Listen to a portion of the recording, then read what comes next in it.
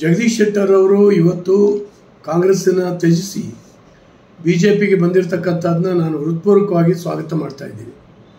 ನನಗೆ ಅನಿಸಿತ್ತು ಮೊದಲಿಂದನೂ ಕೂಡ ಜಗದೀಶ್ ಶೆಟ್ಟರ್ ಅಂತವರು ಕಾಂಗ್ರೆಸ್ನಲ್ಲಿ ಹೊಂದಾಣಿಕೆ ಮಾಡ್ಕೊಳ್ಳಿಕ್ಕೆ ಸಾಧ್ಯನೇ ಇಲ್ಲ.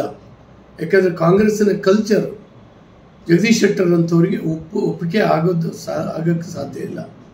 ಯಾಕಂದರೆ ಜಗದೀಶ್ ಶೆಟ್ಟರ್ ಹುಟ್ಟಿದಿಂದನೂ BJP RSS ಅದರಲ್ಲೇ ಬೆಳ್ಕೊಂಡು ಬಂದಿರತಕ್ಕಂಥವ್ರು. ಎಲ್ಲ ಸ್ಥಾನಮಾನಗಳು ಎಲ್ಲವೂ ಕೂಡ ಗೌರವಗಳು ಅವರಿಗೆ ಸಿಕ್ಕಿತ್ತು.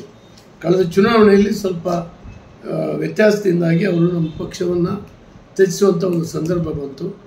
ಇವತ್ತು ಭಾಳ ಸಂತೋಷದಿಂದ ಬಂದು ಸೇರಿದ್ದಾರೆ. ನಮ್ಮ ಕಾರ್ಯಕರ್ತರಿಗೆ ಮತ್ತು ನಮ್ಮ ಸಂಘಟನೆಗೆ ಖಂಡಿತವಾಗಿ ಇದರಿಂದ ಬಲ ಬರುತ್ತೆ.